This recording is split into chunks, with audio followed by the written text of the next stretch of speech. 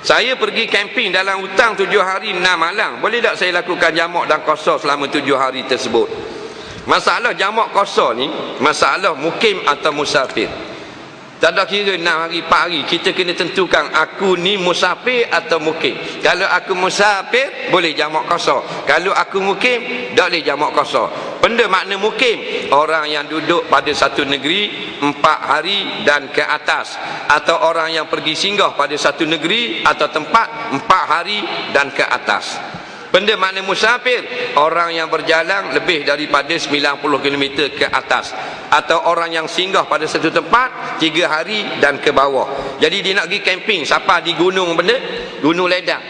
Contoh, nak duduk lama mana? 7 hari. Siapa yang nak duduk 7 hari sampai di Gunung Ledang, dia bernama pemukim Gunung Ledang.